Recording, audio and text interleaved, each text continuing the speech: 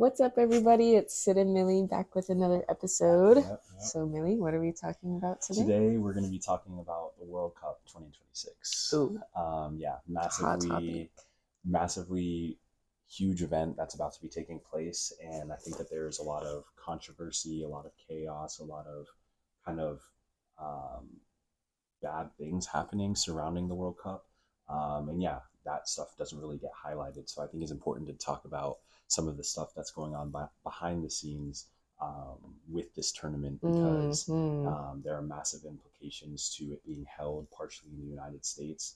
And we're already seeing the impact of that because of this current administration. So yeah, I want to talk about, what that's going to look like for this year. Yeah, I mean, I have seen a couple things. I know I've heard you talk about a lot of things that have been Yeah, going on with yeah, the World Cup already. 100%. Games haven't even started yet. Yeah, And so yeah, I think yeah. that's a great idea. Let's get into it, For Millie. sure, yeah. So yeah, as you know, games haven't started yet for the World Cup. They start this Thursday. The World Cup is being held jointly amongst North America this season, this year, and it's essentially going to be held some games in Canada, some games in Mexico, and some games in the United States. So this World Cup is supposed to be the biggest World Cup held in history. Wow. More teams than ever were allowed Really? into the World Cup. More teams than ever were allowed to qualify for the World Cup. Oh, wow. So this was supposed to be the most expansive World Cup in history that we've Dang, seen. I had no idea. That's Yeah, pretty crazy. so that was kind of the goal with this World Cup, was to Okay, incorporate more teams, more representation from all over the world. got it. So that being FIFA's goal, I think, yeah, it's a little bit dumbfounding. I know that they plan these events massively far ahead, so they had no guarantee over who was going to be the president of the United That's States, true. obviously.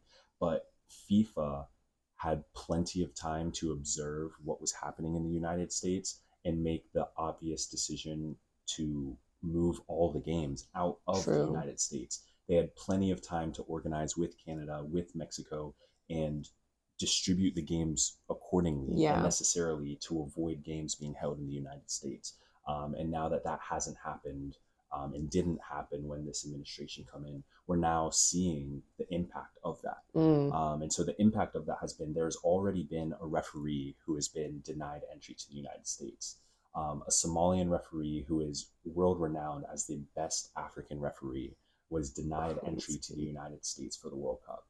FIFA has hired this referee to referee matches at the World Cup, and he has been denied entry to the country that is hosting the World Cup. I just feel like that's so ridiculous because I think I had seen something about this, and correct me if I'm wrong. I had seen something saying that he had to get some sort of diplomatic visa, Yeah, and then they still Yep, he had all of the necessary all of paperwork. them, and still denied his entry into Yeah. into the country. And there's simply no reason for that. But we know that this administration has been pumping out lies and racism about the Somalian community, not only in the United Yes. States, but about the global Somalian community as well. And due to that, farce racism that they've been pushing, we're now seeing a clear example of that impacting the World Cup immediately. Because of these nonsense laws that our administration is following, a referee for the World Cup does not have access to the tournament. And that's just unacceptable. It's Yeah. unacceptable for a world renowned tournament to be occurring in a country that will not allow the referees into the tournament. Yeah, it's so ridiculous. disgusting. I mean, the laws against certain countries are so racist because I'm pretty sure for Somalia, it's if you've been there since 2011 or like if you visited any time between 2011 and now, you're not allowed into the United States. Yeah. How insane. Yeah, it's is just that? disgusting. Absolutely disgusting. And so that was the referee situation. That's the first one we've seen so far. I'm sure it won't be the last. And now we also have the situation of the Moroccan fans that were denied entry to the United States. So fans of Morocco, people from Morocco, obviously wanting to support their country at the World Cup, put in the visa applications, followed all of the necessary processes to come to the United States and come to support their team. And they were almost across the board all denied access. So another example of this supposed to be a world tournament with every nation, with the most expansive World Cup in history. And here is another example of fans being denied access to support their team at the World Cup. Yeah. I mean, it's just, there's no line. There's no line. And I know we're going to probably talk about the Iranian team.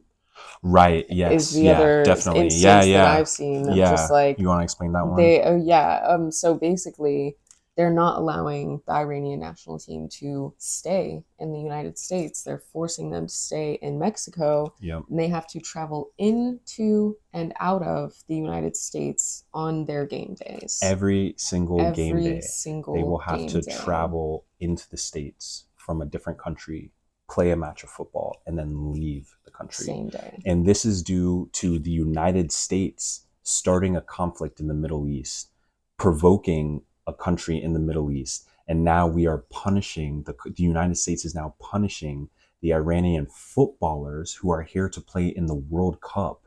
They are now punishing them for the actions of our own president. How does it make sense? It doesn't. It is the most infuriating thing ever. And as a footballer, I played in college, and we would have to travel on game days, and it was miserable. It tightens up your legs, right, dehydrates you, and mentally is extremely tiring and exhausting. So we are, again, another example of the United States taking what should be a fair and honest tournament, celebrating the beautiful game of football, and we have now turned it into a rigged, I don't even know, a rigged garbage fest, because you are not allowing the footballers from a certain country to have a fair opportunity to play in their matches. That's rigged. Yeah. That is unfair. They have rigged the game against the Iranians from the get-go. 100%. And that is massively disrespectful to the core values of the World Cup. Yeah, 100%. It's so unfair to not only like the team, but also just anybody who's supporting Iran as well. Yep. 100%. You know, because just like you said, it's rigged. You're immediately putting them down. Yep. On every single game day that they have. Real. Yeah, giving them, less of a fair chance to compete, which is just unacceptable. And then I think probably the last point we can touch on is the gun violence, right? England men's national team, there was a shooting in Kansas, Missouri, which injured 9 people right outside of where the English men's national team's base is in Kansas. It is terrifying to think of the impact that gun violence could have on this World Cup in the United States.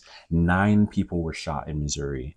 And it is massively scary to think that all of these footballers, all of these people are coming from all over the world, and they're coming to a place where gun violence is rampant and not controlled at all. Yeah, I mean, not at all. Imagine coming to the United States to try and watch your country perform at the World Cup, at the World's event, watching your team play, and you have to be worried every time you step outside or inside a stadium that there could be gun violence. Yeah, I mean, I hate to say welcome to the United States, welcome to America. That really is. I mean, this you and is America. I avoid crowds like the plague. Yeah, because you don't really know what could happen in this country. And that's also partially why we won't be going near any games. Yeah, I mean, we live in the States. We will not be going to a single World Cup game. No interest. I mean, the prices of the FIFA tickets are absolutely insane. The prices are astronomical for literally basically every match. And, not only that, but the United States doesn't have the infrastructure to support a tournament like this. You can't hop on a train from one state to the next state to go see another game. You just can't do that. You're going to have to fly everywhere you go, or rent a car and drive 12, 15 hours. Either option is expensive. Yeah, and they're also terrible options. Yeah. This country is just, there's no infrastructure for stuff like that. Even getting to the stadiums, right? People are going to be trying to drive Uber over to stadiums to watch games play, because we just don't have like trains. We don't have things that can allow people to move around quickly and easily. So that means there's going to be massively large crowds inside, outside of these stadiums. People trying to get in or out of the stadium is going to be a nightmare, because it's going to be all the crowds of cars and parking and all of that chaos at all of these games. It's going to be a mess. We obviously have seen football played at Wembley. Yeah. We've seen how easy, the officials in England are able to move people in and out of the stadium post-match and stuff. That just won't be a reality in the United States. No, absolutely not. It's going to be a free-for-all. Yeah, we've been to games here in the States, specifically like Premier League matches. Mm-hmm. So a similar instance to the World Cup where they turn football fields into soccer fields, and they do that whole transition and put their little grass squares down, which is also a terrible footballing pitch. We can get into that next, but yeah, and then the fact that when you get to that stadium, there's nothing. There's nothing around said stadium. A desolate area. Yeah, you're not going to be able to walk to or from the stadium, or from the stadium to your hotel. Literally, please forget about that. Anywhere around the stadium. There's just no you're gonna way. have to drive everywhere or Uber everywhere. Yeah, just more added expenses on top of your already inflated ticket prices that you're going to be paying to get over here. Yeah, and let's not even mention ice. About ice. Yeah. I mean, that's going to be a very real thing, especially for anybody who's coming to the United States from, countries that are majority Black or majority minority. Like, please be on the lookout. Watch out. ICE agents have killed multiple American citizens this year and have detained tons of Americans. Mm-hmm. Yeah, kidnapped American people. So if American people are not safe from this agency, the foreigners coming to our country are also not safe from this agency. I mean, not only are they not letting people in for the tournament, but once you're here, you're not guaranteed safety. So if I was from out of the country, I would not be coming to this World Cup. I would not. I can't even imagine coming to this World Cup. It's not worth. It's not. Yeah, that's also true. It's definitely just not worth the risk in that regard for like foreigners. So whatever. If you are here, go to your game and get back to your hotel. Stay safe. Like, you do not want to be out. Safe. You don't want to be lingering. You don't want to be trying to explore your talent. Like, I just wouldn't do it, because this is just not a safe place overall. So yeah, those are a few reasons. Another one, again, I just kind of brushed on it, is the field conversions, right? Mm-hmm. In Europe, there's prime footballing pitches, right? We take tons of time and care into the effort of garnishing a proper grass field that footballers can play on and play well on. That's just not the reality in the United States, right? They get these big carpet rolls of grass, they roll them out over a NFL football field, and then they put in the little splotchy grass squares on the field. It is terrible. We will probably see more injuries than ever at this World Cup, because when you don't invest in proper footballing pitches, players suffer. Yeah. This little 2-inch thick little cut grass that they're using in these grass squares or in these grass rolls is not good football. Or not good grass. It's not good grass for football. It's not good grass for the players' knees and ankles. So yeah, it's just going to be really embarrassing when we see that camera angle. When we're watching the games and we're seeing all those squares on the field, instead of the beautifully mowed and Premier League pitch, and primed grass. Yeah, it won't be anything like that. I know there are some fields that are solely like MLS team pitches, so some of those will hopefully be in better shape. But for the most part, the footballing pitches here are tragic. They're hard to look at, and I'm hoping a lot of the players can stay safe during the summer. Because that is another element in the United States, is the safety element. Yeah, for the players, during games and everything. And I mean, the heat will also not be any joke for them. Yeah, and the heat is another thing. They've basically already guaranteed that there's going to be like water breaks and stuff during the World Cup.